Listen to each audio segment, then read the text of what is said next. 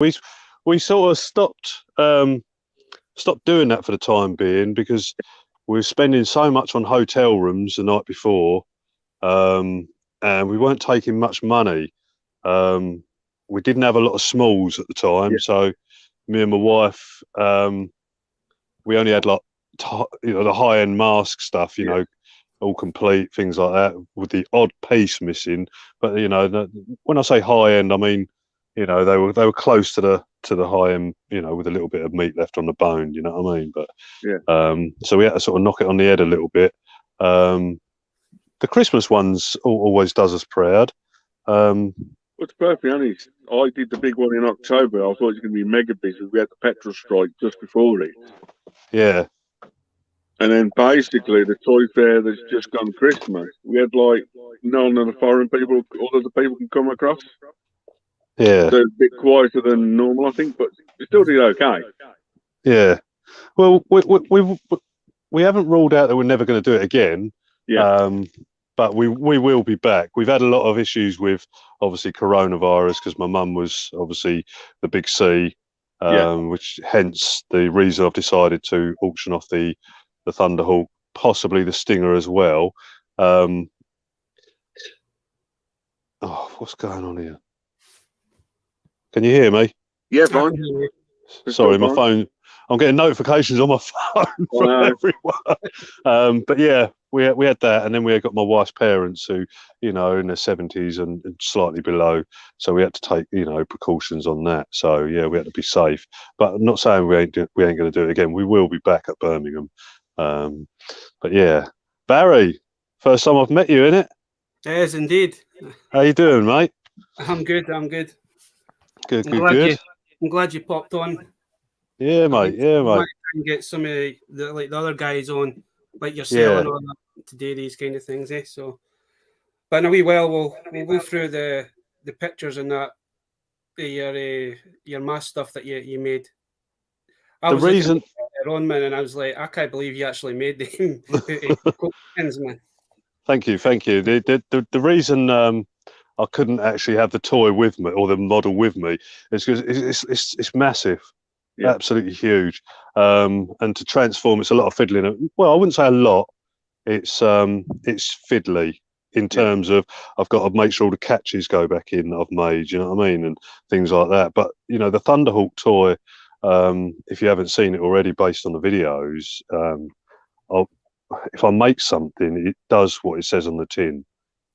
Hence the pun. So when my wife said to me, when I've done the smaller Thunderhawk, she said, why don't you do a bigger one? And I thought, well, yeah, I could do a massive. So I went for it. I thought 32 inches long, go for it. Size for an Action Man figure. Yeah. So what I might do is get an old spare Action Man and a couple of them, do one as Bruno Shepherd and make his mask, one as Matt Tracker, make his mask, bang them with the vehicles. But I can always do them again. I've got templates. But it's I thought I'd go bigger and better, and they do exactly what the toys do. Do you know what I mean? Like there's nothing that I've left out.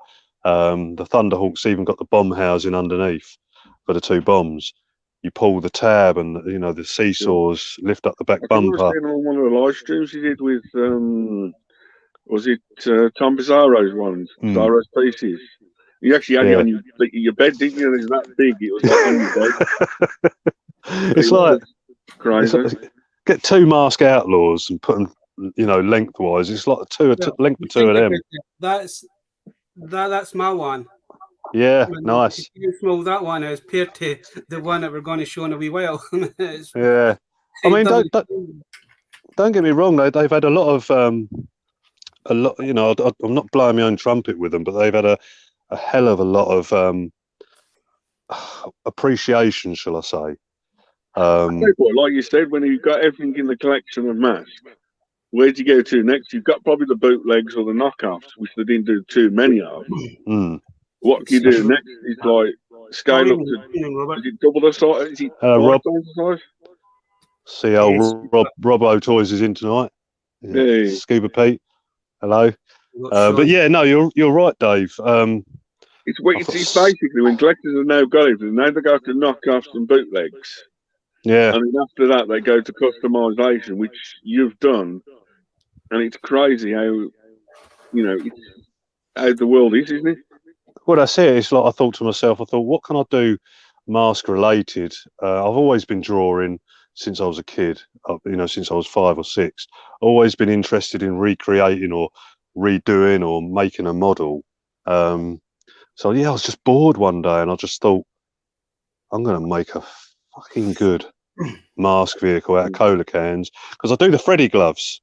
Yes. I do all them, and I've been in process of making quite a few of them at the moment because Halloween toy shows, they're one-offs, and things like that.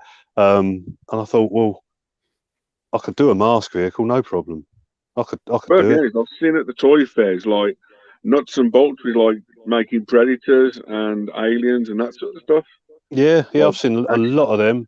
Seen loads but of them never things. like out Coke cans or even recyclable stuff. It's never been seen or done before, I don't think.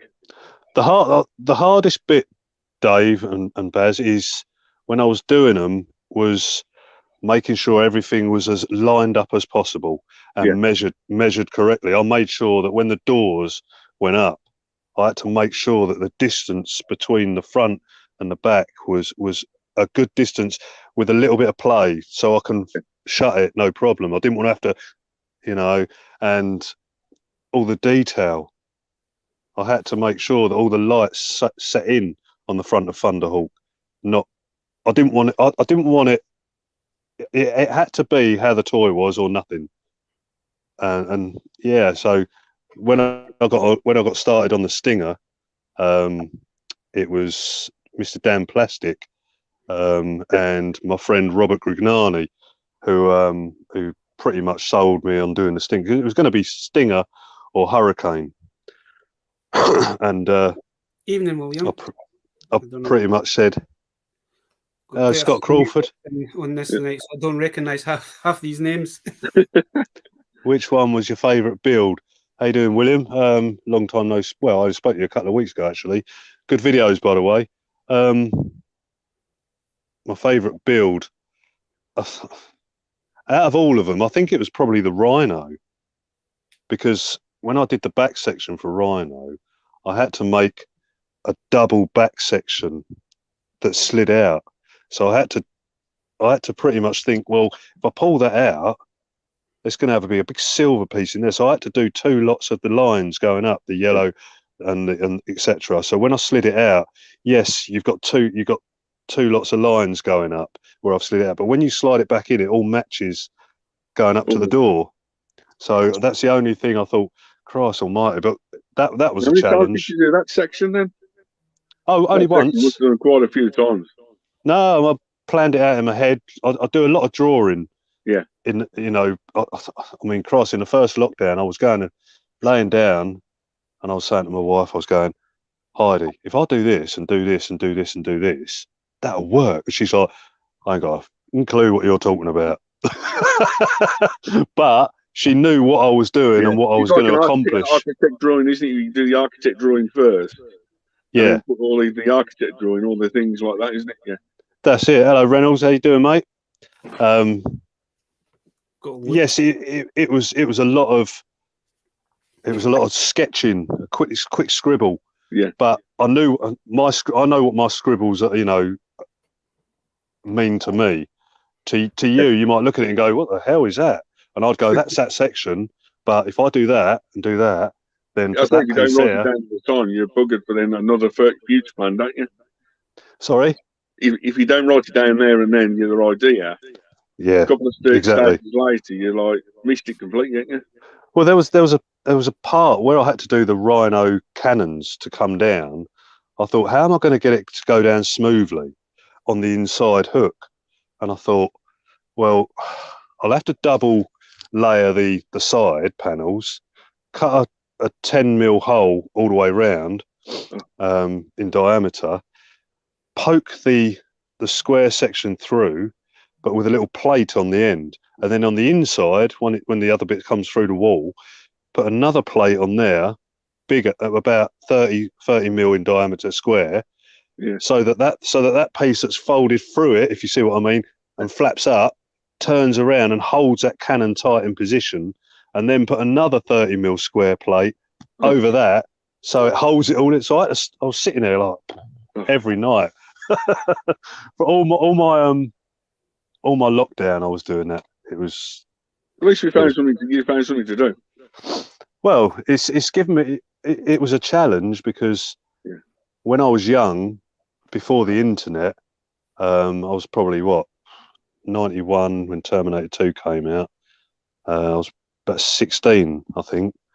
I wanted to make a 6 to 7 foot endoskeleton out of cardboard. Is that the one like they did for the Star Wars Episode 1 in the shops? Like the droid? Yeah. Yeah, I wanted to make I just wanted to build a Terminator. Yeah. And just be creative. And I managed to build the head, torso section. I've done it to as best I could do with what limited pictures I had at the time. You know, if I wanted endoskeleton pictures, we didn't have the internet, so I had to except for that one, weren't there? I used to have to pause the TV on the Terminator to look at and draw the detail, and then put it down, and then pause it again when he's face on, so I get all the detail, and then the back. So that's how I got all my detail. You know, I just pretty much copied it off TV, but because I could draw, I could do it in scale. And then I made it all. But my parents from the Isle of Man came over and squashed it when they put their bloody suitcase in the cupboard, the cupboard that was built over the stairs. I came home from, I think I came home from work. Yeah, I was working then. Came home from work. I went mad. I went downstairs. I said, "Mum," I said, "get your grandparents off back to the Isle of Man." She went, "Why?" I went, "I just squashed my Terminator." But yeah, I weren't happy. For you, Rob, in the chat or something. William, hello, mate. What was the question? Sorry. That last one, guys. Do you think that the more you build, the more ideas come to how you? Oh hell yeah, yeah. I've actually got in the pipeline.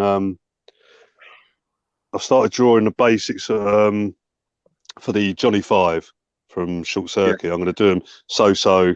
I don't know, probably just over 12 inches tall. And before I'd done, so I'm going to do about 5 of them because people want me to do them for them. That's a crazy thing at the moment, that one, isn't it? It's ridiculous. The other one I'm doing is Optimus Prime G1 style. I did make one, and I put the pictures on my Facebook about 7 years ago when my second was born. I sat there at the table, just drew it all out. I know Optimus Prime like the back of my hand. Drew it all out, drew all the arms, the sections that I need to scribble out, cut out, blah, blah, blah. Made it. I did the cab and the 2 legs. And then I finally finished it, but a rough version. And the arms slid out and blah, blah, blah, etc. But I'm going to do another one with the templates, but to a T. Yeah. I'm going to do it proper. It's going to be slightly bigger than the standard Optimus Prime G1 cab. But yeah, it's going to have all the colour. The head's it's just going to transform the same. So they're my next projects. Yeah, Short Circuit and Optimus Prime. But I think a lot of folk are wanting a Short Circuit though. The engineering. Sorry, mate. I think a lot of folk, because I would love a Johnny 5 action figure. I wish somebody would actually make one. I don't think I've ever seen a Johnny 5 action figure. No. I think I've seen a pop version. That's about it so far. But yeah, I've seen that one. When you see some folk doing like cosplays at a minute, it's crazy how the detail that they get in for them. It's mental. Yeah, I mean, there's a lot of things I'd like to do. I mean, it is getting the time to do it. I mean, when I was in lockdown, I had all the time in the world. I had 6 weeks off, so I had 6 weeks to make the smaller Thunderhawk, Condor, Jackhammer, Rhino, and Switchblade. Unfortunately, the Switchblade has lost its colour because I left it on the windowsill. And then I went out for a fag once and I looked at it. I thought, what's going on with that? And it's gone all silver. Well, the Sharpie had just disintegrated. I thought, oh shit! So I turned it round, like a twat. And I thought, well, if one side's got to go, the other side's got to go. I'll recolour it one day. So I had to turn it around so it would match. Just so I didn't want one side blue and the other. Well, but yeah, it's before you were young, I turned 49 today. Oh, happy birthday! Oh, happy birthday, mate! Happy birthday! Birthday, Are there any masks? Well, thank you. I think I will be too difficult to make. They couldn't get more complex than Stinger, because I had to make the area underneath the front wings for the tracks to tuck into. Ooh. So if you picture it, I had to build a box section for the seating area, and then I had to build off that, but leave out the measurements for how tall the tracks were going to be, so that the sides sat level, and rather than drooping down or drooping up when the body, pretty much took shape. I'd give any mask vehicle a go, definitely. Could you almost do a Boulder Hill if you wanted to? I've been asked that, but you think how big that's going to be? Yeah. It'd have to be the size of a bed. Yeah. It'd have to stand probably, what? If I imagine, if it was for the scale of the smaller Thunderhawk and the Switchblade, etc., you're probably looking about double the size of Regional, then, ain't you? Oh, easy. About 5 foot high. Yeah. I'd have to do it 5 foot, yeah, at least. It's got to look in your garden. Enough. I know a guy on YouTube makes polystyrene things for like shops and that sort of stuff. Thanks, Rob. I'll catch up with you later. So. But yeah, I'd give any vehicle a go.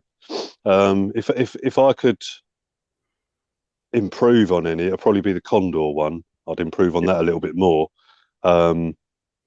I'd love to give Goliath a go with the racing car as well. Yeah. Pretty easy functions. Even in my head, my brain starts working straight away when I visualize it. I think of if I did the racing car, I'd make the slits for the wings to extend. The wheels will be on, pens, probably little rotating cylinders that would take the wheels back. It's straight away I'm working out how. Did you think about doing any like the split setting vehicles, or do you think? Oh yeah, I'd love to give Stiletto a go, because Lamborghini Countach is my favourite car in the whole wide world. Apart from a very close Scirocco Mark II comes second, but the Countach, if I win the lottery, that's what I'm buying. Couldn't you do your own personal car? Like you got a favourite car in the world, could do like a custom mass vehicle for yourself? Well, I'd do the Stiletto, wouldn't I? Yeah. I'd do it with Rob's own personal one. I'd do one that transforms and one that doesn't. And I go, that's the one I want. That's the one I want if I was living in a fantasy world. So I'm struggling to read the names. These, then, Brad. Sorry? You got the pictures for these? I know Rob sent some pictures over. So I know some of the chat's seen them already. The chat's been a bit mean.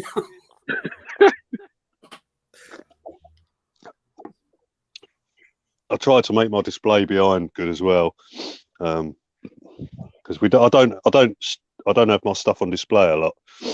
It's especially being 80s toys. They try to be. You need to keep away from sunshine and all sorts, don't you? Yeah, I'm for Fife, so it looks like Scott's for Ayrshire, so he's only about an hour and a half away. Yeah, I speak to Scott quite a lot. He's a lovely lad.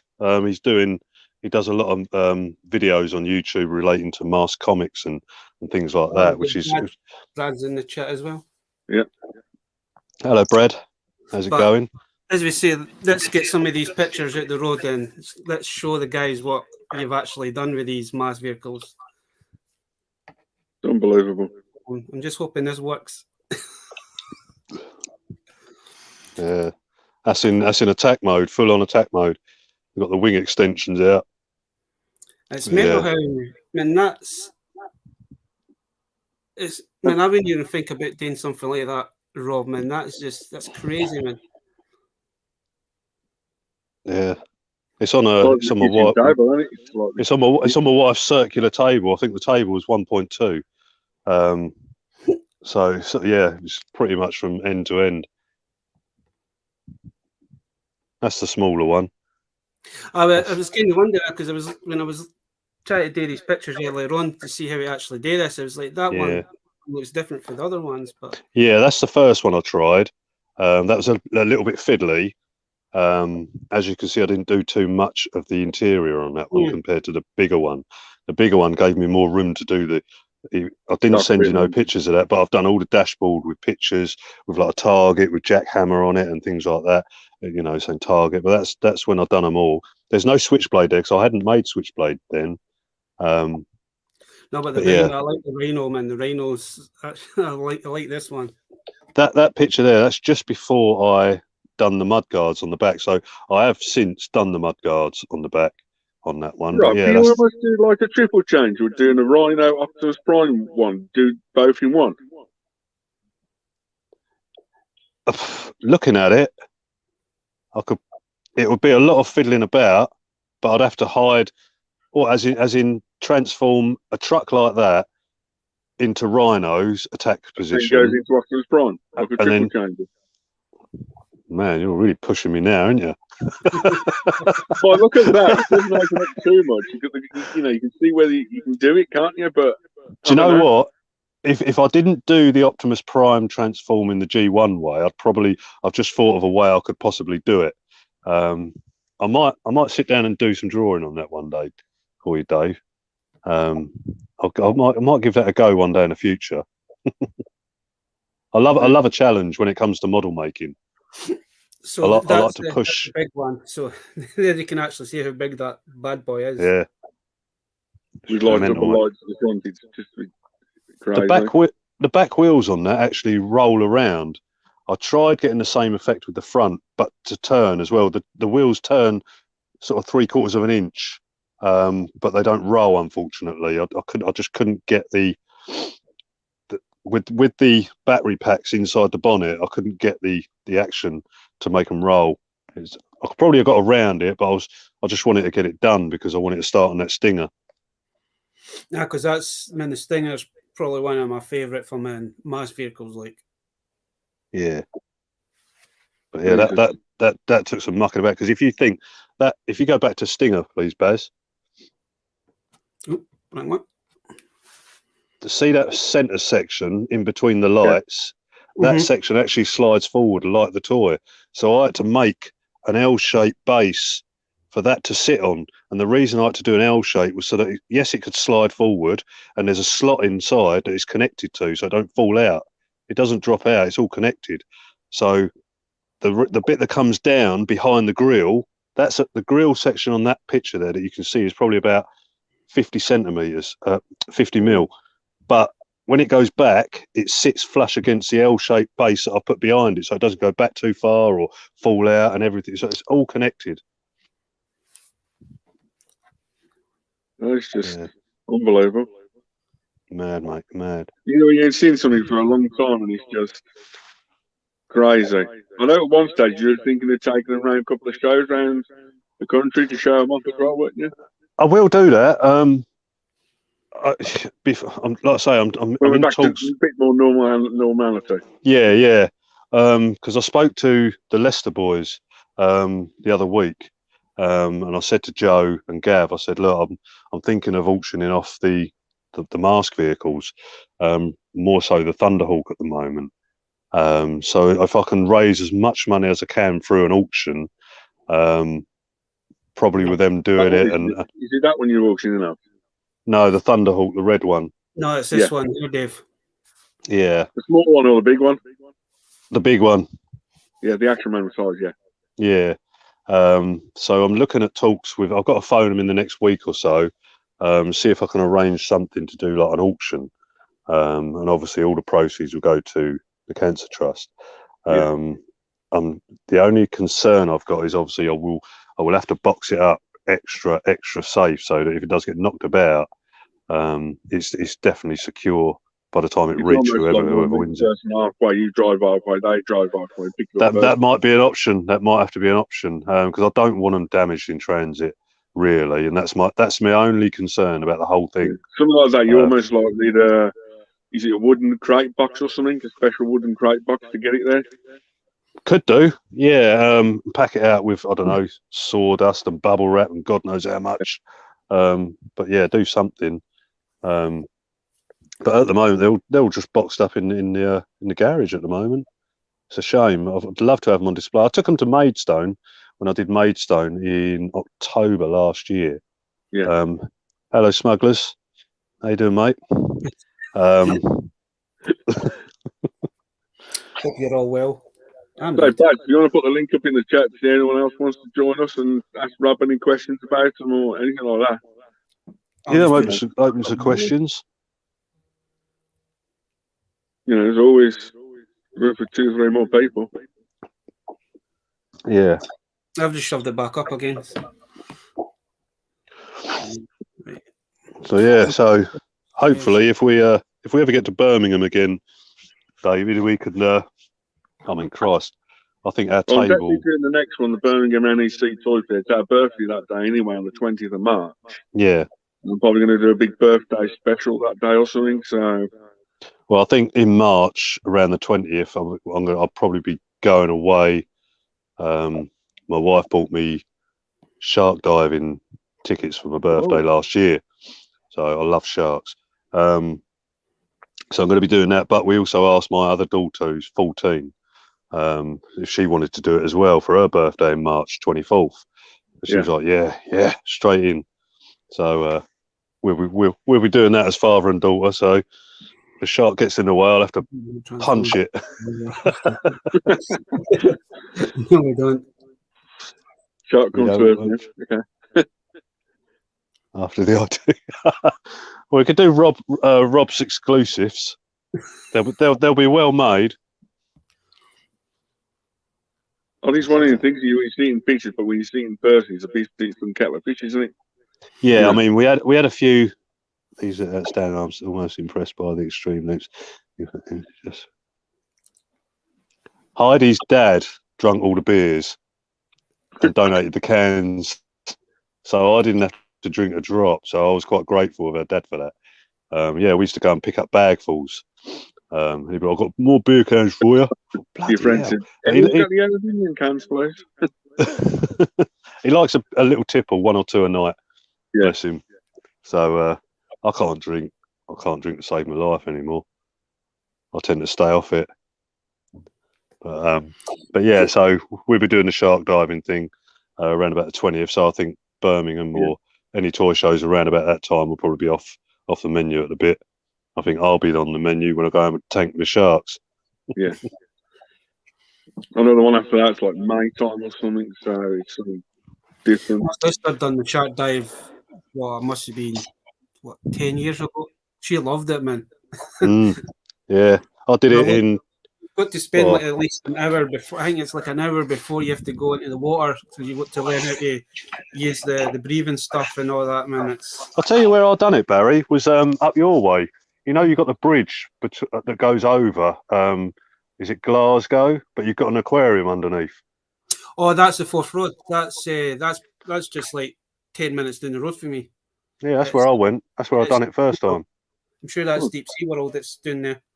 Yeah, brilliant. Loved it. Absolutely loved it. I do say to people, my goal in life is to dive in the open water with a great white or however many are there for 5 minutes on a stopwatch. And if I survive it, I've done my mission in life. If I get collared, never mind. It's just what it is. I'm filming, At least I've given it a go. But 5 minutes, that's all I want in the open water. No cage, no nothing. 5 minutes with a couple of guides, a couple of spears, you know. If I can just get that stopwatch down, done. That's it. Scuba Pete goes shark diving daily. I envy Scuba Pete. Diving with sharks, you say, now that's up my alley. Brilliant. Love it. I watch shark videos all the time. Any idea, Rob, when you're thinking of doing the auction or round about when? So that's going to be till at least April, May, then, is it? I'll have a chat with Joe and Gav, and I'll definitely put some announcements out once I spoke to them. Yeah, hopefully not too long. So as soon as they can either fit me, because I know they're busy boys as well. Yeah. But as soon as I did, when I spoke to him a couple of weeks ago, I said to him, I'll give you a shout soon. I'll let everything calm down a little bit because he's been mad in his shop, hasn't he? So I said, as soon as that calms down and everything, I'll give you a tinkle. I'll message over a load of pictures. I think he's going to sort out some form of auction program, and then we'll go from there. But as soon as I get wind of what we're going to do, then I'll bang it all over Instagram, Facebook, etc. Because I don't think I'm on Facebook with you guys, to be honest with you. I tried looking to tag you in an advert that I did for. You are on Facebook with me. Am I? Yeah. I did type your name in, David, unless you're under Dave. USA David Watson is the easy way to find me, but I'm definitely with you, Rob. I did try looking. I'm not the best technological person in the world, so.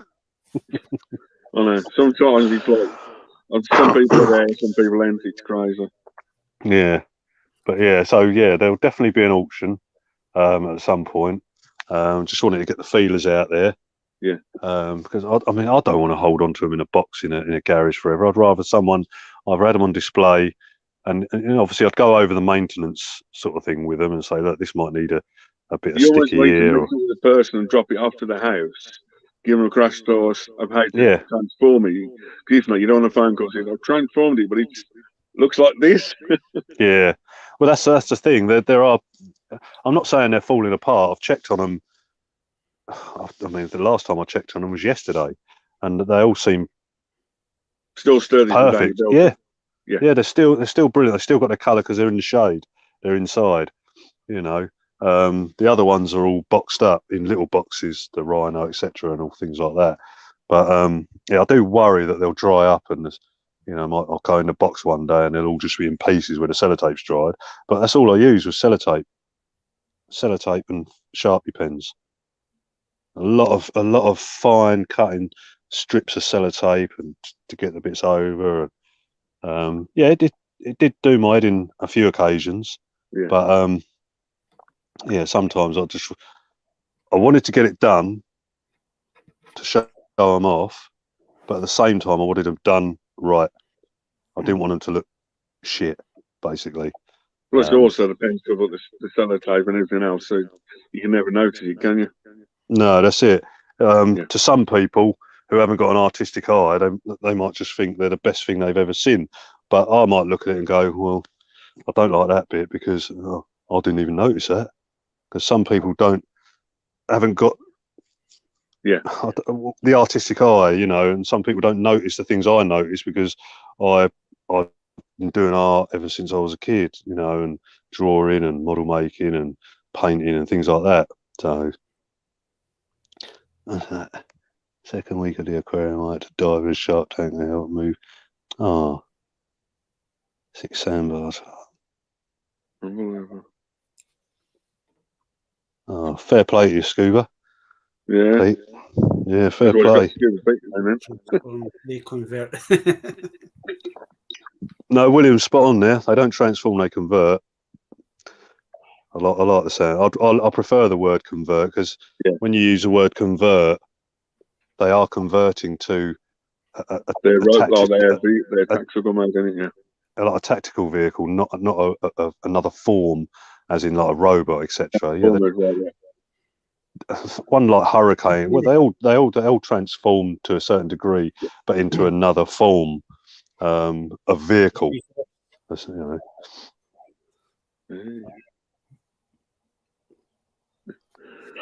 So, what are you boys mainly collecting now, then?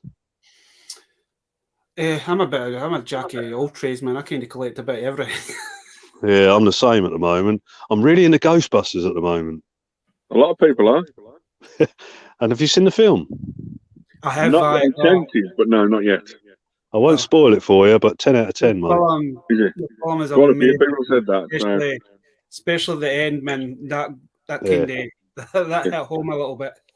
Well, I went to see it twice. So my wife, I kept going on and on and on about it, and my wife said, "I booked your tickets." So I was like, I couldn't wait to get to that cinema. I just couldn't wait for the adverts to get out of the way. And from the start to the finish, mate, I was hooked on the whole thing. My daughter was supposed to come with us on that night as well, so she couldn't make it. So we brought her again. She loved it. She loved it. She's 14. She's obsessed with it, as well as the original. But I've been, not because of the new Ghostbusters film, but I've just got a little addiction to getting the old Ghostbusters toys. Yeah. Quite a lot of people have, because it's like when they reissue the retro stuff, it's like sparks a lot of things, you know, the collectors. And perfect is when I came across two guys last week we had on, didn't we, Baz? It's like some of them couldn't afford the toys back as a younger, but through lockdown they've acquired two really amazing, quite good collections. You know, that's the thing. People will. People going back to childhood stuff they couldn't afford, but now they can. It's collector's market, isn't it? Yeah, it's. I mean, I recently acquired that Ecto 1 that you saw on Instagram the other day. I mean, I messaged the guy on Facebook and I was like, you know, is it broken or is there any cracks? Is there any scuffs? And he was like, I'll be honest with you, it's one of the best ones I've ever seen. And I thought, yeah, they all say that. Yeah. But sorry, 2016 Ghostbusters is awesome in 3D. Don't believe the haters. I'm not. I'm sorry, Scott. I'm not. That must be my nephew. It's from I liked it for entertainment value, but it's nothing on the new one and the old one, unfortunately. We watched it the other week, or the other month when it was on, and I wouldn't say I loved it. I watched it for entertainment value, for a little kick, a little laugh every now and then. But yeah, I'm getting back to the. Talking about like Ghostbusters, Rob, man, I've noticed the game has actually got the new Ghostbuster car, and every time I go into the game, I've been tempted just to pick this up. Well, as in a new version of the car from Afterlife. It's the Afterlife. It's the Afterlife one. They've actually even put the figures in as well. And I've been kind of tempted to kind of pick the. Shouldn't tell me things like that. It's like you the other. Was it you the other week, Dave? Where you said last week on Toy Division, about the Ark play set. Yeah. I'll be honest with you, I forgot about it until now. But I love that Transformer line. I've got a few of them. And I said to my wife when I went in there one day, I just stood there like a 6-year-old in Toys R Us when they first came out, and I was like, wow, I want them all. I don't just want to buy one. I want the lot. Ultra Magnus, Hot Rod, and then they brought out the movie classics from the movie. And when I saw the Transformers movie logo, I was sold. I was like, 1, 2, 3, that'll do for now. Off, get them. But yeah, she bought me the Rodimus Prime for Christmas. Oh, love it. Loved it. Well, I'll see if I've got one behind me, but I don't know if you've seen this one, Rob. Answer your question, Rob. I collect a bit of everything too. Everything in the last 40 odd years. If I see something at the right price, I'd pick it up or do something with it. Yeah, we've seen this Starscream. Oh, Starscream from 2006 or 2007, isn't it? Yeah. That's a big Cybertron one. Yeah. Is that the King Starscream one? Yeah. Yeah, it's the one that lights up. It's the one that's got the it's got like the cyber keys. And and he has a crown and he has a big blades that come out of his arms. Yeah. Nice. I was at a boot fair about 8 years ago, and some little lad, bless him, he had one of them with the crown, with the keys, and he had all these other Transformers, bless him. And I said to him, how much is your big jet, your Starscream one? And he went, £1.50. And I said, how much for all the other ones? He went, 50p each. And he had about £8 worth. I think I gave him 15 quid for the lot, and I couldn't do it for what he was asking. Yeah, I felt really, really bad. If it's kids, you can't just give them what they're asking. You've got to be a little bit generous. But yeah, and I don't know if I still got the big Starscream anymore. I might have sold that. I think I sold that at Chatham actually. William, I'm going to throw this out there. My 4-year-old has some Playmobil toys. Have you seen the DeLorean and Back to the Future and the 80? Yes, I have. Yeah. I haven't seen the Knight Rider one yet. But I love what Playmobil are doing. As well. Together, Yeah. Or even the 18 van. I would pick them up.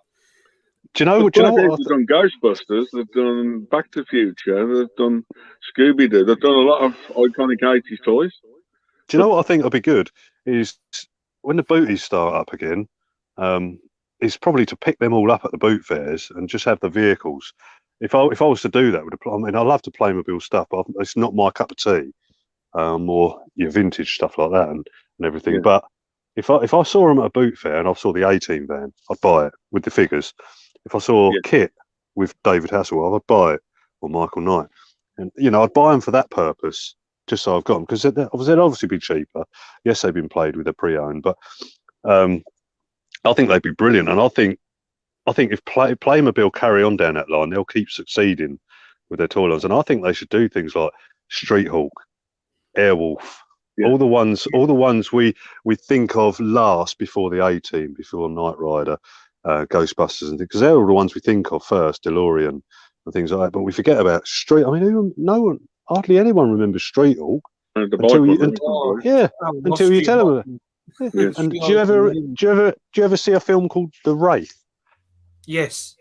About the black car. Yeah. 80s cheesy film, but came brilliant. I loved it. They could almost if they could do it. It's like Mad Max series, all the vehicles in that. Yeah, they should go down that route, because obviously Transformers came out with the Ecto 1 crossover and the DeLorean and the Top Gun. So I don't see why these other, and obviously Transformers crossovers with Star Wars. I mean, they done, as far as I'm concerned, really well. I mean, the toys don't sell secondhand for very much, but there's definitely a market out there for that sort of thing, because you're clashing two nostalgic pieces together.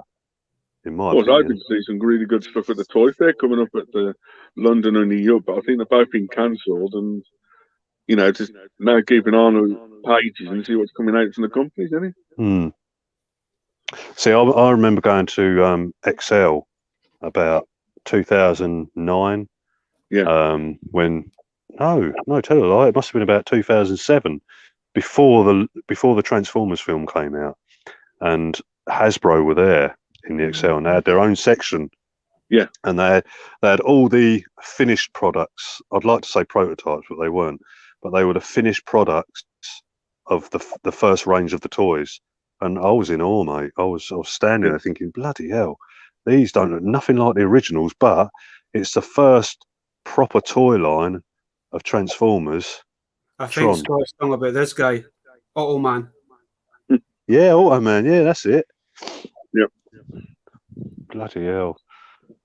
But yeah, I remember seeing them Transformers, and I thought, geez, they look nothing like the originals, but they're fantastic. I mean, I fell in love with Blackout. Yeah. Don't ask me why, but that scene where he's just flying across the desert at the beginning, and all you can hear is that as he's flying across, and it's wicked. It's just mysterious, because he's there for a reason. And when they confirm the markings of the shot down helicopter, but yet he's flying again, the detail in terms of what they've done to make us believe that these Transformers morph into it was brilliant, but yeah, seeing things like that when Hasbro do things like that gives me goosebumps. And now they've done the studio series and it's crazy. The studio series are brilliant. I love the Bumblebee, the Camaro. Yeah, it just looks lovely as car mode. I got one off Tom Pizarro. I think it was last time I was at Sandown, actually. He'd done me a job lot, and I got the studio series Bumblebee in the box. Yeah.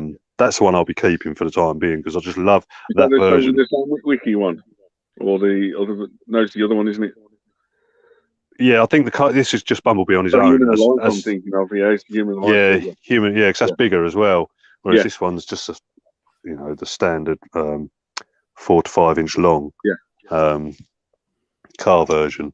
But I haven't transformed it. I haven't taken it out. But where he's got clear windows, it's got the dirt spray up the side and everything. It just looks brilliant. That's it, William. There you guys. Commodore. There you guys are Star. I used to have an Atari. I think my wife's dad's got a Commodore in the loft. I had the Commodore. I used to have the Commodore 64. I've still got the Amiga and a few other games, but I haven't played them for years. I've still got them all, not boxed up, but they're all in boxes. All the games up in the loft, or if you know. Oh, didn't say that to Tez. He'll be asking to come out. out. Strange what you say on live streams. Like next minute, he's like, "Dave, you mentioned an arcade?" No. You know. Yeah, I haven't played a game. I think the last game I played was when Sonic the Hedgehog came out back in, when I was 13, 14. Yeah, pretty much. And my brother was obsessed with it, and he'd never get him off it. And he was playing this bloody game with his thing going around, doing all the rings, and I had to go. A couple of nights I got hooked on it, and then after that, the interest just went. I was back into my toys, you know. Never really been a gamer. However, when I used to work in Chatham in a shop down there, I got a PlayStation 2, and I bought this game called Rumble Racing. Yeah. Wicked game. I don't know. I think I sold mine in cash converters back in 2014 because it was just sitting in a box with all the console and everything. And I thought I need to clear out, minimise stuff. Got boxes of bits everywhere that I don't use, don't play with, etc. I don't want displayed or anything. And I offloaded it down there, but I'd love to have that game again because it was fast and the gameplay on it was fantastic. And I'm not a gamer in any way, shape or form, but to play that game, I mean, your cars are sliding all over the track, you're jumping up, doing flips, you're spinning, and you've got all the lines coming off them as they go through the puddles. You can ram other ones out of the way, and that's just how I like it. I think the only 3 ones I can remember as a kid playing, I think it was Afterburn, like a red car, you go around like in a 2D. Is it red car, like Afterburn? Afterburner, yeah. Yeah. Oh, not Afterburner. Afterburn, yeah. Because I remember the case, and that was it red writing at the top? Yeah. Afterburn, yeah. Because when I used to work in the shop in Chatham, he used to sell all the games, and then we used to start buying them pre-owned and things like that. And we used to do trade on them and things. And the shit that used to come through the door. Yeah. One of my favourite games of all time, I used to play all the time, was Grand Theft Auto, the first one. We look down on the cars, not like now. It's like behind the car. You look down on it like micro machines. It was. For asking any more stupid questions.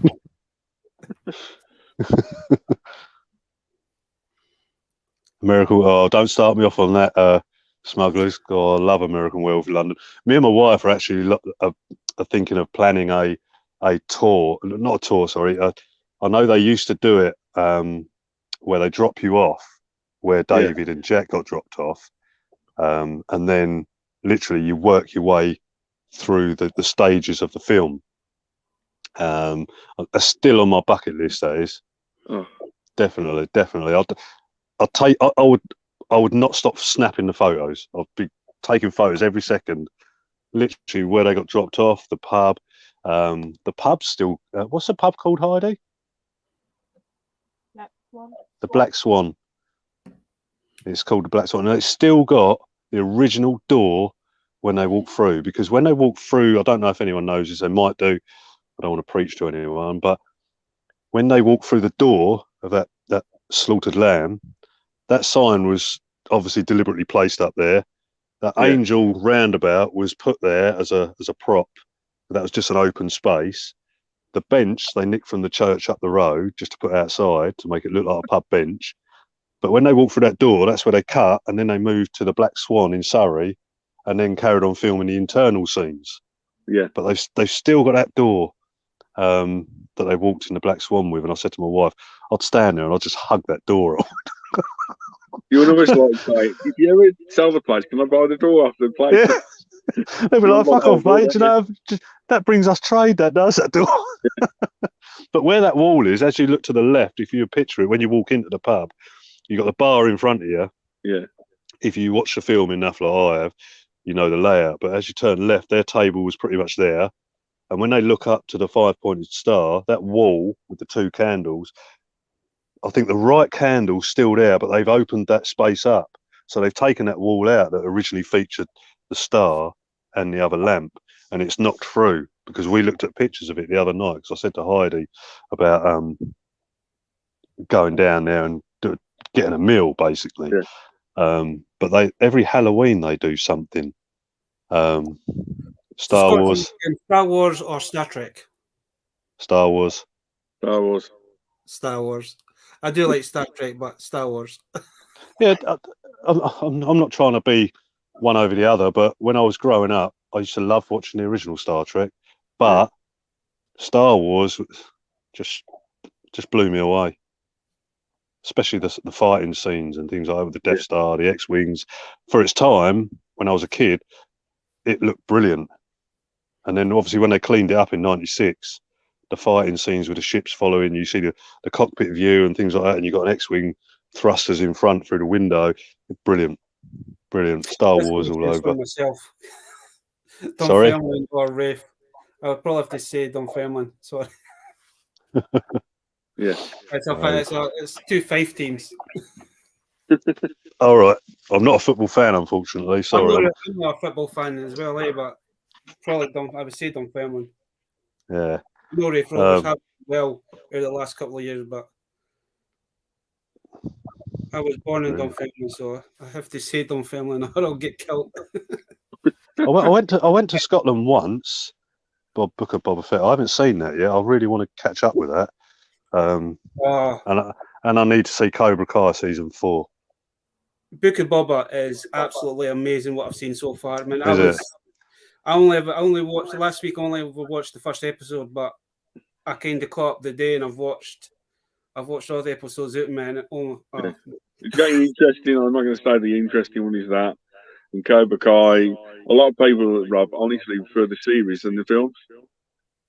I love Cobra Kai. More justice than the film. Yeah, because when I first, have you both seen Cobra Kai?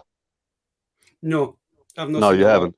Okay, well, I won't spoil it for you, Barry. But when I started watching snippets of it before it came out, and I kept going on to my wife, this is fucking brilliant. The comedy, the way it's written, the way Johnny and Daniel are still bitching at each other, the elements of the original brought back 30 years later still looks as good then as it does now, or now as it did then, etc. But when we finally sat down, I mean, she was like, "Oh, I prefer the films." That was it. By the time we'd got halfway through the first series, she was loving it. She couldn't wait for series 4. She's like, "When's series 4?" We absolutely adore it. Absolutely adore it. It's brilliant. My youngest nephew, he loves Cobra Kai, and he got his papa. He got my dad into it, and my dad ended up watching season 1 to season 3 on the one sitting. My dad just could not put it down. He just had to keep watching. It's very well written. I mean, the comedy and the humour is fantastic in it. I mean, whoever did their research, the guys that directed it, they done it so well, perfectly well, as far as I'm concerned. But they didn't just do it for the nostalgic fans. They'd done it as a continuation of the Karate Kid trilogy. Furthermore, and they've like you say, they've kept it alive, if not now, more than ever. Century instead of 84, it's brought in 21st century, isn't it? But they show you snippets of the original ones, which kids that haven't seen it will probably go back and watch that now, because they've been watching this Cobra Kai thinking... I actually watched in Cobra Kai. I can't remember in the film at all. I rewatched it and I couldn't remember it now, because I know there's some deleted scenes they put in Cobra Kai that wasn't in the movie at all. What's that, sorry? There's a few scenes in Cobra Kai, the snippet, the flashbacks, that wasn't in the original movies at all. If you watch, there's a few scenes, deleted scenes in Cobra Possibly. Kai. I mean, when I watched a lot of the scenes, I watched a lot of them. I assume, that they were the original. They were obviously scenes from the original. I haven't seen any scenes. I think that, Rob, if I'm not mistaken, they put a few deleted scenes in there as well. Well, really, I might have to go back over it again. If I find the episode and I'll try and timestamp it and send it to you and see if I'm wrong. Yeah. I couldn't remember seeing him in the movie. I've watched the movie again. I can't remember him now. I think, like I said, I don't want to spoil it for Barry, but I think my favourite was the when Johnny went to reminisce at the hall. That from the whole scene from when he turned up to where the situation that obviously happened. I mean, I was glued to that bit and laughing as well. You know, to reprise that role 30 odd years later must have been really hard for him. But I think after the first couple of scenes or first couple of takes, he must have got back into it. Do you know what I mean? And Daniel as well. But I think Daniel was a bit of a shitbag in the Cobra Kai, to be honest with you. It's almost reverse roles in this one, aren't they? Yeah, we won't say too much more because we don't want to ruin it for Barry. And I've seen the first 3 seasons. It's just I've no. Oh, have you? Oh, that's all right then. I've not got around to seeing the new one, but I've been told the new one's actually amazing. So yeah. Oh, right. I thought you hadn't seen none of it at all. No, I've seen the first 3. That's all right then. But yeah, I can talk about it openly then now. But yeah, because my sister, my youngest nephew, he loves Hawk. Like Hawk's his favourite character, and that's all he goes on about. So I want to be like Hawk. I want to have the spiky hair and all this. Well, you think that was an 80s and early 90s thing, which obviously died out in the 90s or 70s, if you want to call it that as well, punk style thing. And now that's probably to a certain degree brought it back a little bit to some people that like that. Yeah, you know. So it's everything's coming round in circles, you know. And I find that with toys a lot at the moment. Like half an hour into the chat, but has anybody picked anything new up this week? Well, I picked up quite. I'm saving up for like a holiday at the end of the year, so mine's gone into like booking hotels or booking a few bits like that. So that's where all my money's going into it at the moment. So I picked up some. Well, I won some stuff on Johnny's auction. Do you know Monkey? Yeah, yeah. I won a Terminator figure. I'll go and get him in a second. A Last Action Hero figure, because I love my Last Action Hero and my Terminator, obviously. And obviously, I picked up the Ghostbusters car, which is, I'll show you, sitting proudly up there at the moment. Yeah. Amongst that, can't think what else I got. Yeah, Johnny's. Yeah, that was it at the moment. And I got a load of Transformers the day after New Year's Day. I think it was on the Sunday. I had to go and pick them up. It was only 50 quid. I got a Dirge complete G1, a Hound, pretty battered, but all there. He had no wing mirrors, unfortunately, but all the seats and the window were there.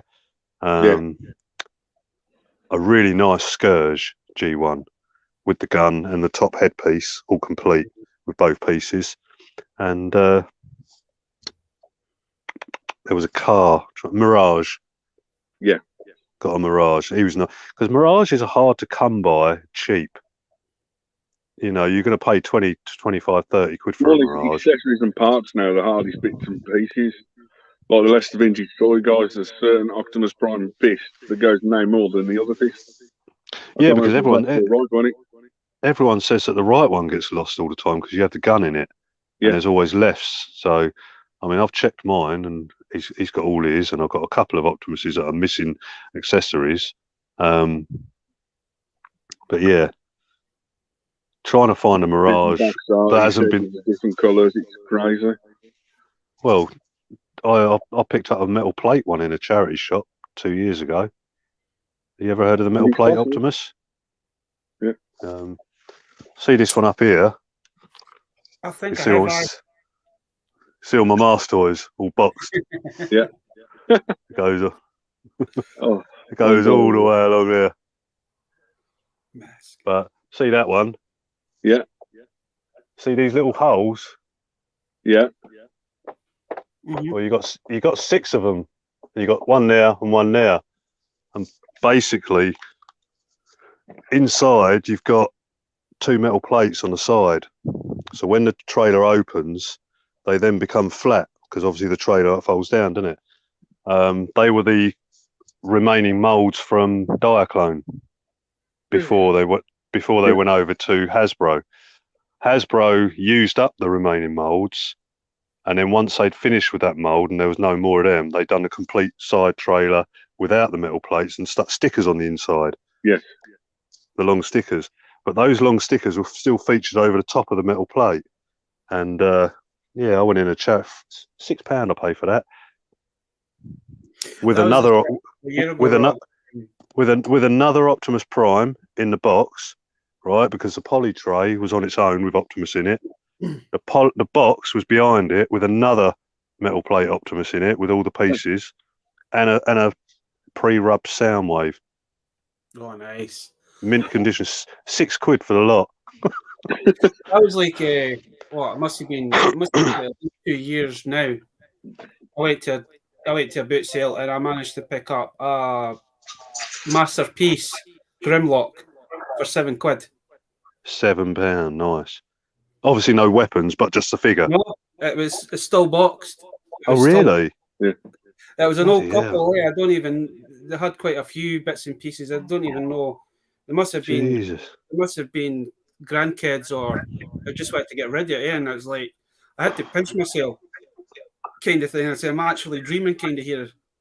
Well, I had to do that, Barry, when I found that, because it's not very often I find something as cool as that in a charity shop. And I've been finding some really weird things in charity shops recently, just before Christmas and that. I mean, I found a classic Panfor. I mean, the figure it sells like about £300-400 a figure. As it, but there's no saddle, there's no helmet. It's just body. 50 pence. That's all they were selling it for. It was in a box with dinosaurs and other bits and pieces. And then I think it was like 2 weeks later. On a Friday, I usually get the nephew for school, or either I pick him up for school, or my sister drops him off, and we go to the charity shop, and we found a boxed end-game Black Widow, the SH figure arts for £4, all boxed. bloody hell. That's the thing, isn't it? You know, if you don't go to charity shops, you'll never know. Yeah. And that's the thing that pisses me off when I think to myself, right, I want to go to a boot fair today, but I can't because I've got this to do, I've got that to do. But it's knowing what's out there. But every time you don't go to a boot fair, someone puts something up that you could have gone, that boot fair you could have gone to, and they found something of a holy grail or a good lot.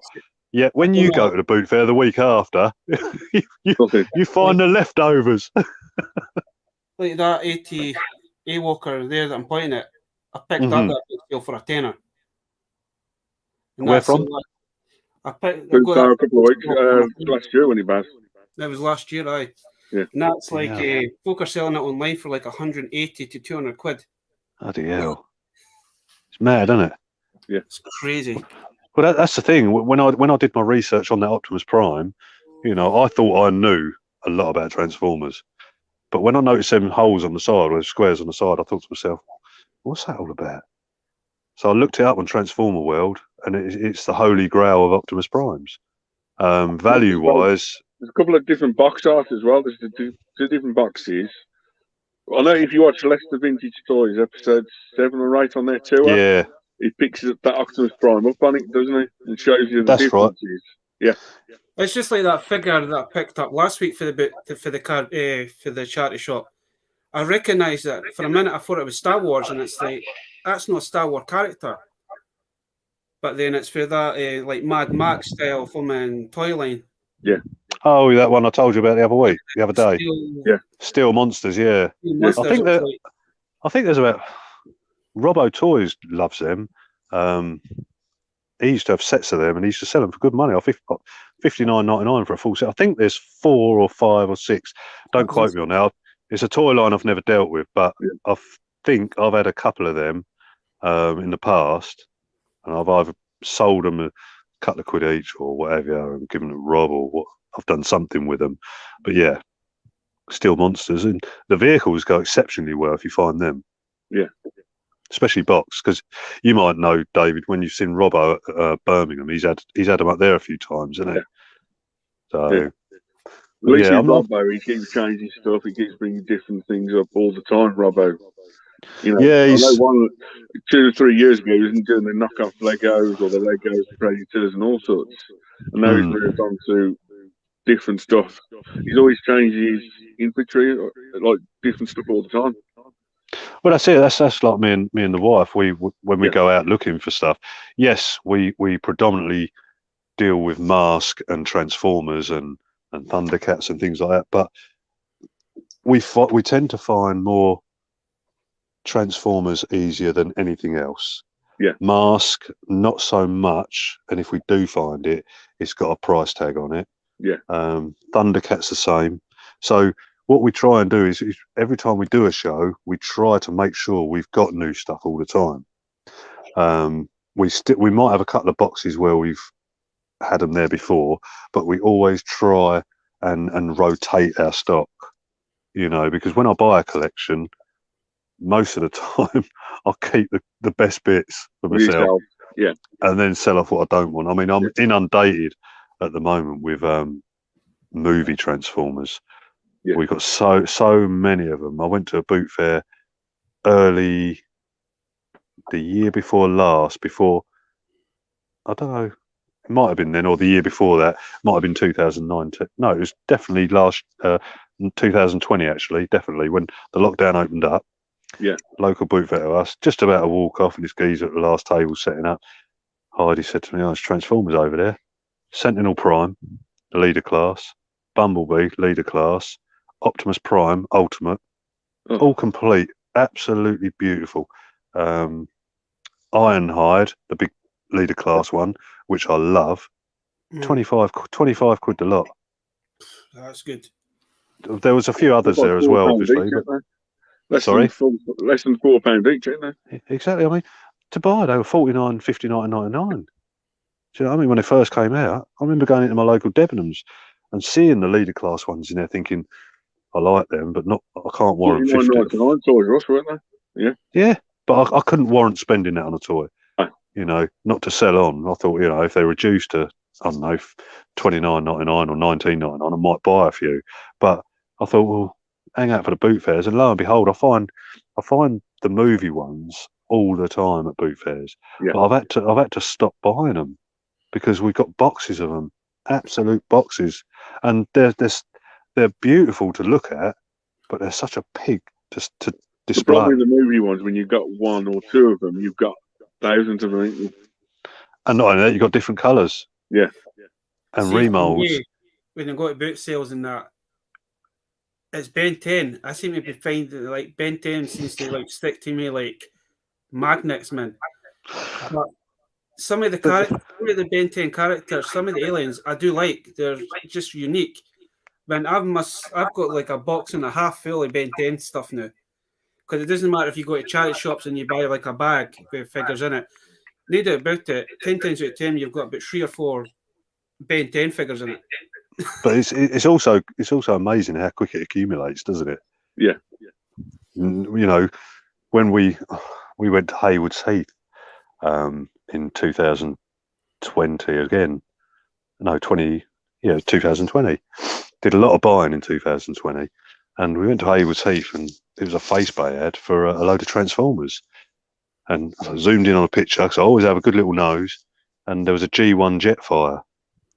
Colour. I could see it was G1 Jetfire, but the guy had listed it as movie Transformers massive bundle, and it was one of them big zip up tartan bags. Yeah. One of them massive ones, holdalls. And I said to the wife, I went, do you know what? I'll drive to Haywards Heath on that. I messaged the guy and I said, are these still available? Can I come and collect them? He said, yeah. I think he was asking a lot too much for it all, let's put it that way. And I said, look, I'll come down, I'll have a look, and I'll give you a price on what I think they're going to be worth. don't get me wrong, movie Transformers, some of them are rare. Yeah. Some of them are worth fuck all because there's so many of them. They haven't reached that major collectability, rarity, up the value thingy yet. So I got down there and I said to him, look, I'll be honest, this is a price I'm willing to pay. It weren't far off what he wanted, but it was what I was comfortable with, Enough to be to honest make with a you. profit yourself, to take a few out and make a profit, isn't it? Yeah. Yeah. So I went down there, I bought the whole bag. The Jetfire was all right. He had a little bit of discoloration on him, but he was good enough to sell. He had all his antennas. It was a good piece. I think I got about $49.99 for that on eBay because I sold him straight away because I've still got a jet white boxed version, which, as far as I'm concerned, I've got my Jetfire. But when I see no, when I see a G1 amongst the load, you get my attention. Yeah. And I think, right, okay, I've got to find out what that is. And is there more in there? That's my curiosity. So then I want to then purchase that lot just to see what else is in there. That's the only way I'm going to do it. See, that's the good thing with like Facebook and that, is that you'll kind of just, I'll have a wee look through this list and see what there is. And something will catch your eye and you'll be like, they're saying, oh, it's 90s toys and whatever. And it's like, they're vintage. Yeah.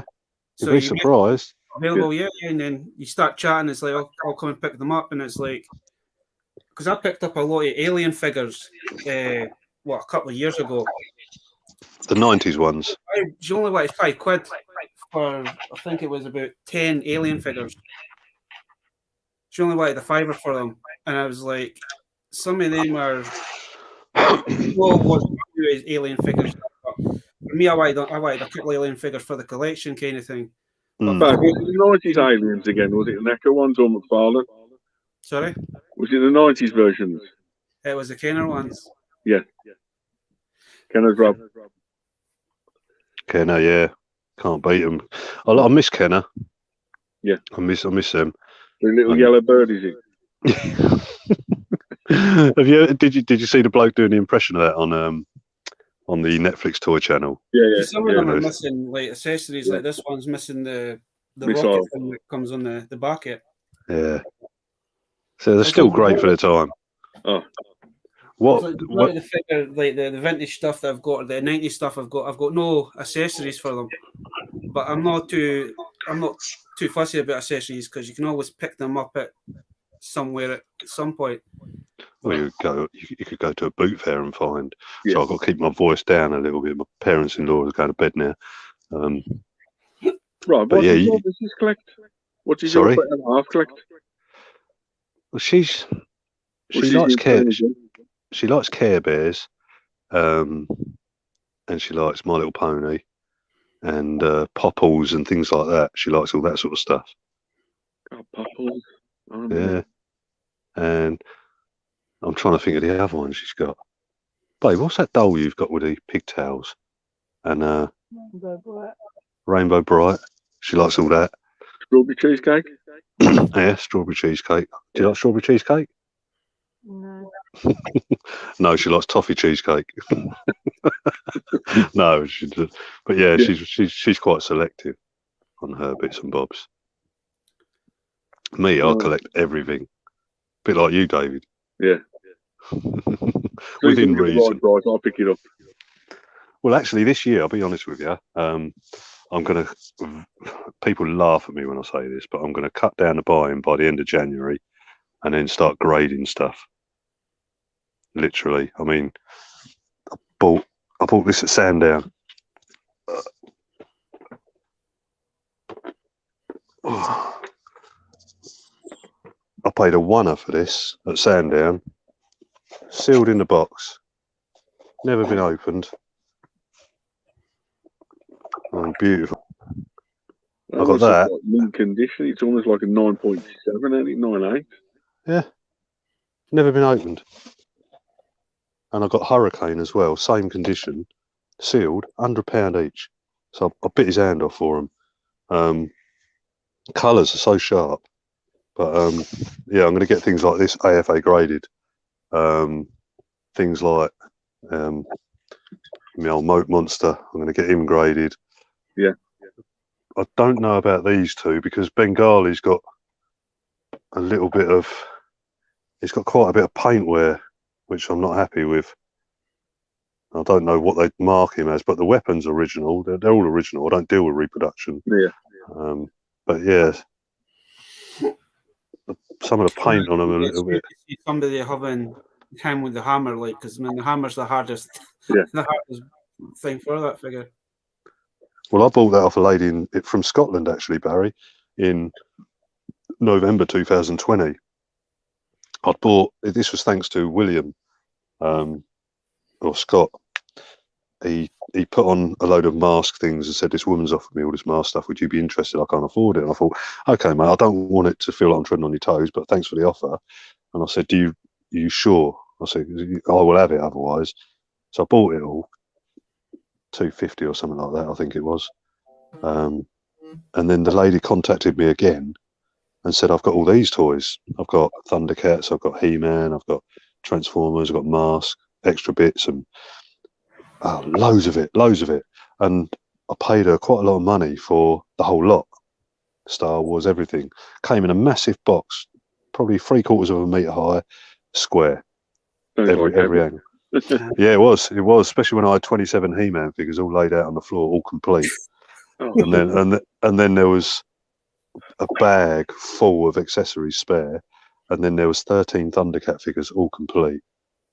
Chitara, Lion-O, Mumra, Bengali, which I kept, the Moat Monster, which I kept. Jaga I bought off Jason, who does the Toy Collector. But yeah, she sent me there was loads in there, so I bought all that off her, which was a good contact. So I've done well with that. But yeah, a lot of the things like the Moat Monster, possibly the loose laser command, but I've got to get a helmet for that one, for the Miles Mayhem. I don't know what I've done with that. I've lost it somewhere. But that one's this. I've got another one of these, the Rat Fang, not Rat Fang, but I bought this at Kempton a couple of years ago. It's immaculate. Damn. 45 quid. The bloke wanted 75 to start with. I went, I said, what's the best you do? And he went, 50 quid. I went, 45. Thought I'd do a Joe. Yeah. So I went 45. He went, yeah, go on. He sat there all day, mate. But it weren't until I walked off, because I thought it was on its own. I didn't have a look at it. And then when I walked off and realised, bloody figure in there, absolutely pristine. Oh, Jesus. I was like, I like that. So yeah, goes with my loose rat. I think it's Rat Fang and Horn. If anyone wants to make a lot of money at the toy fair, then he'd bring a load of mask stuff, and he's like, Rob, load of mask stuff at the show, and he's like, Right. The thing is, I've got so much mask. I'll just keep buying it because I don't know. I've told a lot of people this, but what happens is if I see people selling it at a show and it's not badly priced, I want the lot. Yeah. But what I forget is, and this is a main thing, I forget that I've got it all. Yeah. And I'll just focus on what's in front of me, and I forget that, I've got Gator 30 times, I've got Rhino 50 times, I've got Hurricane 25 times. I forget all that. I'll just focus on what's in front of me. I've got to stop doing that, which is why I thought end of January, stop buying, and then the rest of the year, every now and then, get something AFA graded. Rob, because sometimes when I go to like boot sales or even toy fairs when we get them, if I see something in front of me, I know I've already got it, but it's like something in your head saying, you need to buy it. You need to pick it up. I'm like that. Yeah. Even if it's something that I'm not interested in, I haven't found much. I think, right, I've got to buy something to make this trip worth it. I don't know if you've ever seen these at toy fairs, but I've started picking these up when I see them. No, I haven't seen those. Because I've already got two at the minute, but these are like proper 90s toys, that say Laser Wars. Yeah. So they'll have I don't know if there's See, that's where I've got tunnel vision, because in the 90s I was. That sounds They'll have like wicked. a little gimmick kind of thing. So you've got like a light thing there. So it's just like laser tag. As soon as you press the button on the back, you try to hit the end, and then they start shaking, and then they just keel there. See, I was focused on Transformers in the 90s. That was it. Just because Star Wars had finished. This was before 96. I was just Transformers, and obviously Star Wars came out in 96, and then I went hell bent on collecting Star Wars. I actually made it to TV in 97, I think it was. I got interviewed by Meridian Tonight down my way, because someone had said it was something about the hype with Star Wars. And a friend of mine said, "Oh, I've watched it about 30 times already." And I was like, "Oh, you must be a real big fan. I bet you've got a big collection." They went, "No, but I know someone who has." So I'm working at the Medway Valley Park, like Virgin Cinemas, because Virgin Richard Branson started doing cinemas, didn't he, back then? Yeah. And I'm working on the food area, and his phone goes, "Rob, there's someone on the line for you." I went, "Yeah, all right. Hello, this is such and such from Meridian Tonight. We've been informed." Hang on, what, the TV show? And they go, "Yeah, we've been informed that you're a massive Star Wars fan and you've got a massive collection. We'd like to interview you." I went, "Yeah, all right, Mark, fuck off." Put the phone down, thinking it was my mate mucking about. So then phone goes again, and they said, "Rob, you've got to take this call. It's actually Meridian Tonight. They've just told me what you just said, etc. Blah blah blah." I went, "All right, okay." So I answered the phone. Gone through. I said, "Is this a joke? Is this a wind up?" He said, "No. Blah blah blah. Told us that you've got a massive collection. Because she hasn't got the toys and everything, we thought, we'd ask her if she knew anyone, and she gave us your name." Oh no, right, okay. So then they came round to interview me where I was living at the time. Oh, it was brilliant, because they're doing all this stupid thing where they put a mask on and hold a lightsaber handle, because then you only had the spring activated ones. So he kept the spring activated lightsaber bit inside, and just stood there doing all that. And then when I saw the final cut of it, when it came on TV, they'd morphed like a lightsaber effect on it, and he's going, "This is blah blah blah from Meridian signing out." Like, brilliant, absolutely brilliant. I don't mean to be rude, lads. I'm going to have to rock and roll. That's not a problem, Rob. I appreciate you coming on. That's all right. Firstly, because my father-in-law and mother-in-law have gone to bed, and I've got to be up early as well, which is why my voice has dipped a little bit. I'll get you on a game. Rob. Yeah, definitely do something else again one day. Yeah. But as for, I don't know if there's anyone still in the chat, but final thought before I go: as soon as I get any details, once I spoke to Joe and Gav, I'll plaster it everywhere. I'll personally, if you guys can, the dates, Rob, let us know. We'll let Baz know. We'll get you back on again, promote it on a. We'll get you on a few. I know a few other people. I'll get you on their channels as well. Yeah, appreciate that. Like I say, I'm not trying to be big-headed about this or anything, but I just want to auction them off for the cancer charity, and then obviously, hopefully, I can donate something towards the people that have done me proud for my mum. Really, that's the whole idea. Because I've had people in my family that's had cancer and that, and it's a good thing to charity, because it's like, I was hoping there'd be another guy coming on. He's got a YouTube channel, it's Super Awesome Geek, and his brother has got cancer, and he's doing something similar to you. He's doing an auction thing that he's selling off, like vintage. I think it's Monday the 23rd. He's doing his. Okay. But Rob, I lost my dad in September 2019 to cancer. So I know for a fact I'll be bidding on that toy no matter what. Yeah, no, bless you. Yeah. It's not a nice thing, but like I said to Robbo today, we only found about it. He went in on a Friday.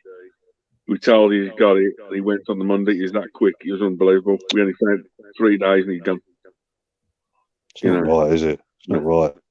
I'm quite glad he's like very quick and over and done with. So he's not going through pain. Yeah. He didn't want any treatment, no nothing. I say, went into the hospital Friday morning. By Monday, he'd gone. It's like, we're so glad he went. Like, he said, "How long?" 6 months. He's like, it just kills you for 6 months, don't it? Because you know one day you're going to get the cold. But no, Monday you're gone. So. Sorry, mate. No. Okay. Well, listen, it's been great coming on. But yeah, as soon as I get any details, I'll let you guys know. Keep in contact. I'll probably catch you next Thursday if you're on, Barry and David. Thanks to everyone in the chat tonight. It's been brilliant. But what I'll do is I'll give you a heads up when I speak to Joe and Gav. No worries, man. Not a problem. Brilliant stuff. No, thank you very much. You take care, boys. Thanks, Rob. Take care. I'll speak to you soon. Bye-bye. Bye. And then there's two of us. And then there's two as I say, if anyone in the chat wants to join in, like links in the... Do you want to put the link one more time before? I'll put the link up for the last time. Anyone coming in for the last bit? Everybody wants to pop in and say hi. Hello, goodbye, or... You know. Anyway, Baz, I showed my stuff off. What did you get this week, toy-wise? I never... The only really thing that I kind of got was kind of... I mean, this is a weird pickup. I don't know. It's nothing that I would normally pick up. I keep pressing the wrong button. I picked this weird thing up. It's meant to be Hellboy, but we cannot see what it's actually meant to be.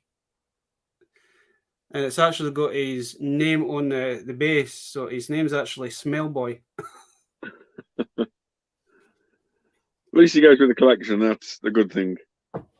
And well, we should, man. We usually do this like 20 minutes, half an hour into the thing, but also picked up some DVDs as well today. So I got Turtles 2.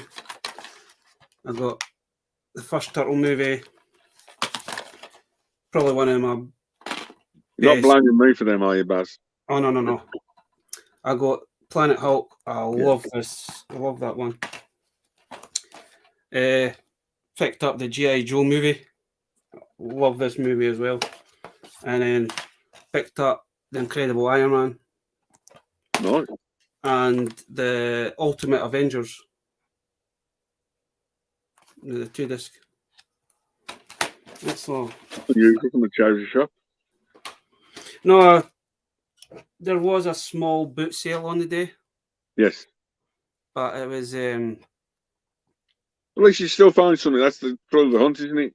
If you can find at least one little item at the end of the day. It's like this weird statue thing that I got, and that was a charity shop find. Yeah. But I went to Aldi's today, and where my Aldi's is, there's a football park, and that on a Thursday they usually have a market, but it's no longer a market. It's basically a boot sale kind of thing. Yeah. But because the last couple of years a lot of folk have not been going it, so I go down there to get. There's a butcher's down there, and that's where we get our haggis for. Hey. It's proper fresh haggis. Oh. I'm definitely coming to yours just to get that one day. And I was like, I didn't realise the boot sale was started, but there was only like 2 or 3 folk there, but there was nothing. It was mostly household goods that were selling, and I noticed there was somebody was selling DVDs, so I just picked up the DVDs, man. But my mind's completely gone blank for a couple of minutes. I know there's a lot more Scottish food in the supermarkets at the moment. There's a special Scotland Day coming up soon. What's that all about? Oh fuck! It's just been in my fucking head, man. Yeah, you know, it's like as you said, Lidl's got Scottish food in. It's something 8th of February or something. Yes, it's Buns Night. What's that to do with Scott? I ain't got a clue. So I thought that's Robbie Burns. Robbie Burns was a poet, a Scottish poet. So he done a lot of poets back in the day. I mean, Burns Night is a celebration thing. Yeah. That not all Scottish people will probably have it, but we have haggis, snapes, and totties. So it's potatoes, turnip, and haggis. Yeah. So you'll see a lot in Asda's. You'll see Asda's will sell. There'll be different haggises because now you get the vegetarian haggis, you get gluten-free haggis, and all that. But I can remember seeing in Lidl or Aldi or something, or they had like 3 or 4 different types of haggis, and I thought they said that bun's not as like ask Baz next time I'm speak to him, you know. it's a Scottish tradition, man. Yeah. I know my family did it because I would eat haggis every day for the rest of my life. Yeah. I just love this stuff, man. I know a lot of folk don't like it because once they find out what it's made of, it's Yeah, like, yeah. nah, I'm not It's even. like down easy black pudding and white pudding, isn't it? It's completely, when you get it, it's unbelievable, isn't it? But I will say haggis is an acquired taste, but Yes. it is good. Trust me. It's one of the things you need to try at least once to taste it. At least you've had it and say you've done it, isn't it? Yeah. But I know it's one question I've always meant to ask you, and I mentioned it Tuesday or last week to you, but you know, I thought I'd ask you again properly. Who got you actually into the toys business or toy collecting or that sort of stuff? See, I've always liked action figures. It's something that's been with me for I was like 6. It's hard to explain where the fascination comes from. Because when you're a kid, you play with toys. Now you're an adult. It's like, why is an adult playing with an action figure kind of thing? But it's always been a part of me. I can't explain what the fascination is. Yeah. And to this day, sometimes my dad doesn't understand. It's like, why are you spending so much money on this when you can spend something on that? And I says, but it's just a passion. It's a hobby. I said, man, I didn't really go out. I don't really drink. So majority of the money goes on new stuff. But if I was to say who kind of got me into toy, I'd probably have to say my papa that no long passed away there. Because we used to go at the boot sales every Sunday, and back then you got the boot sales, man. You could go with £5 and come back with like 20 bags full of stuff. Yeah. Man, boot sales back in the day were amazing kind of thing. But if I had to say somebody, I would probably say him. Yeah. But I've always collected, man. There for a wee while, probably back in 2000s, I kind of stopped for a wee while, and then probably 2008, I kind of started it back up again. It's like I had a little break kind of thing with buying stuff. But no, as you can see with the room tours, the video that I put up, man. No, that room tour, a couple of videos you did is actually quite, you know, it's unbelievable, like how much stuff you've got or how much collection you've done. It's like the question that we always ask me is like, how many pieces you got in your collection, how many stuff you got. It's crazy. So Vader's asking you, are you going to Cheltenham on the 29th? No. See, I would love to come. I would love to go to Cheltenham, but it's just a bit too far. To be honest, I don't drive at all. So the only one I technically do is local to me is the NEC Toy Fair. Or the NEC. Originally... Sorry, Dave, just to let folk think. I mean, I've put the link up for the last time, so if anybody wants to quickly jump on and say hi. Come and say hello. Yeah, man, welcome. Perfect. I live Midlands, Birmingham area-ish, near the NEC. You asked me that question, Dave, but how did you get into collecting? Or who was the person that got you into collecting? It was probably back when I think it was like great granddad Harry Hyatt used to come home. He used to work at the sticker company, and he brought stickers home or sticker books home. And that's the oldest memory I've got. He bought the sticker book and all the packs of stickers, and he just used to give all the grandkids a full set to these to open up and that sort of stuff. See, I think like the first toy I think I ever got, and it was from my papa, and it was actually a Corgi's bus. It was a double-decker bus, but it was Corgi that made it. Because my papa was a bus driver for nearly 40 odd years, Yeah. and then Tony's stroke, and then he had to get up, kind of thing. But I wish I still had that double-decker bus, but I don't longer have that. Got lost long time ago. But I remember that was kind of like the first toy I think I ever got was a. It was like a. I can't remember. I think it was like Star Wars or so. I perfectly got a lot of old VHSs and old camcorder videos at mum's back in the days, like opening Christmas presents like Star Wars. The oldest memory I can think is like stickers.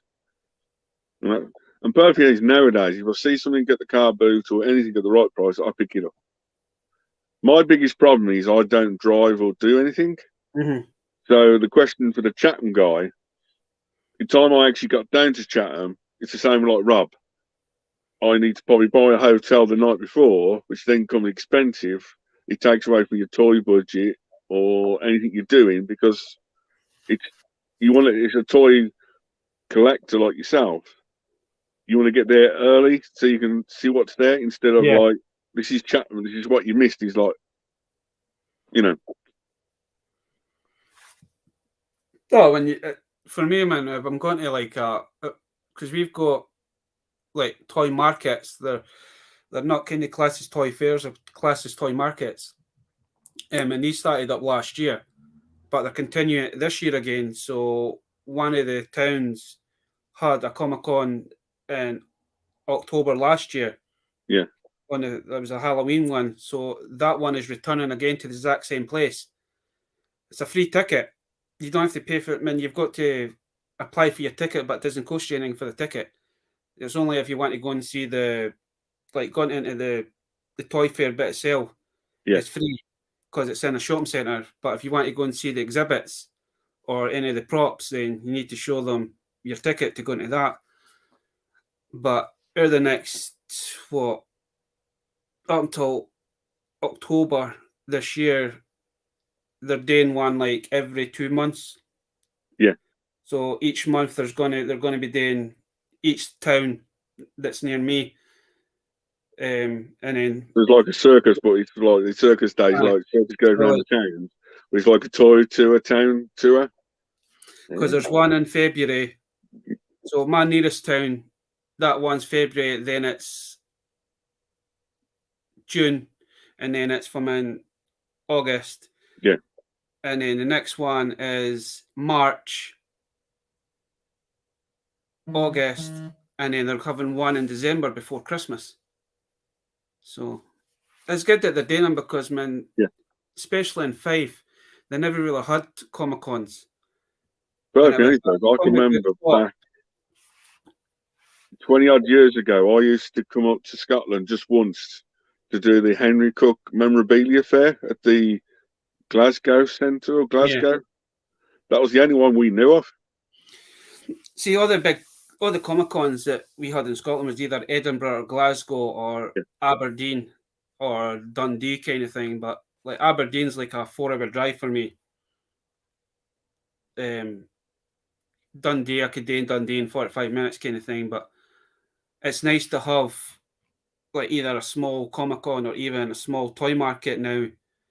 And last year they've done it just as a trial, just to see how well they would do. But every time they've done one, they got so much good feedback. Now they're continuing.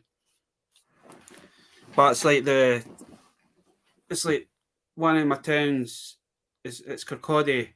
Their shopping centre, but their shopping centre's being bought over by the guys that own the Glasgow shopping centres. Yeah. So they're the ones that have the Comic-Con. So they're now want to have Comic-Cons in there to try and bring more people back into the town kind of thing.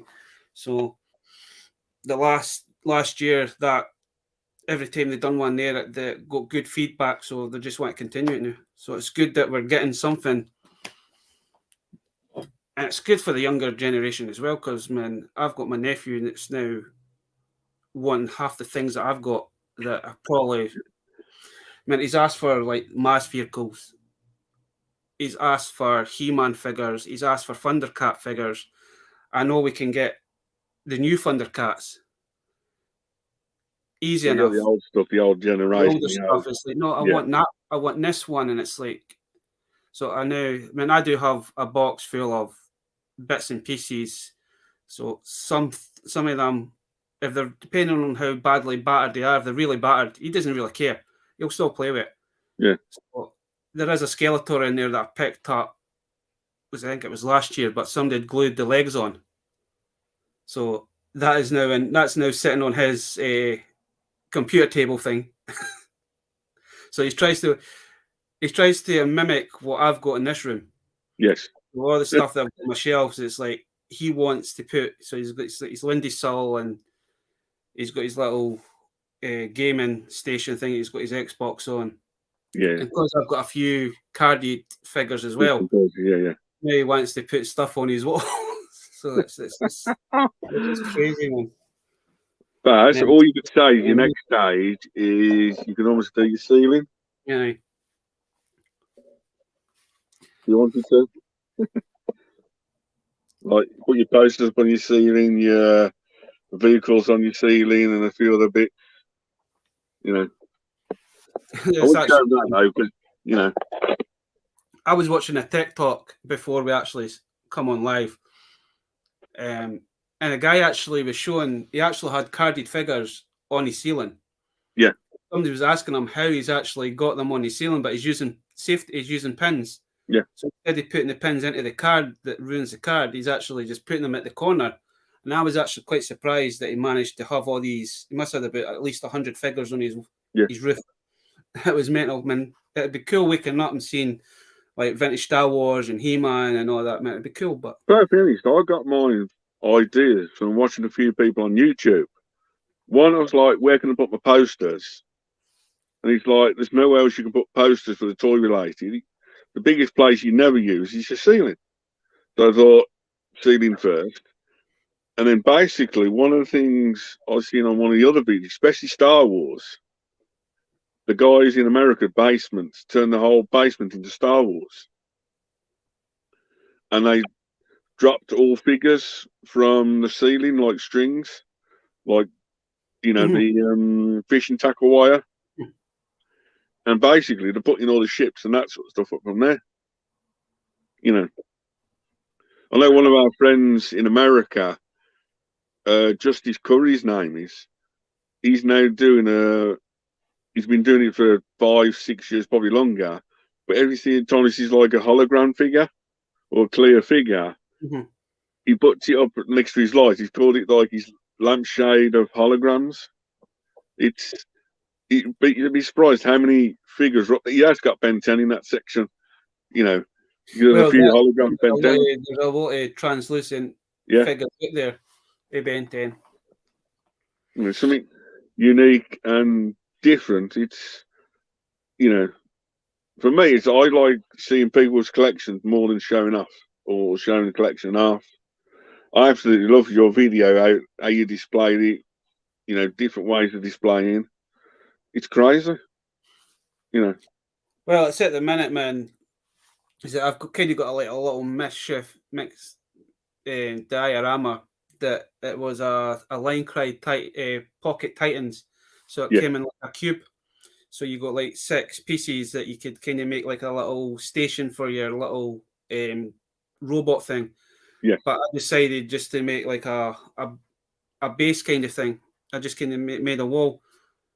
But I know a lot of folk don't have love for Fortnite figures, but I have a lot of the panels. Yes. And I'm thinking about making like another like diorama kind of thing, but using, because with them you get like bricks and it's like wooden, and then you get like the metal.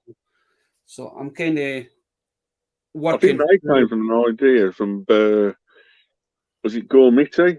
One of the Gormiti series called Snaptex.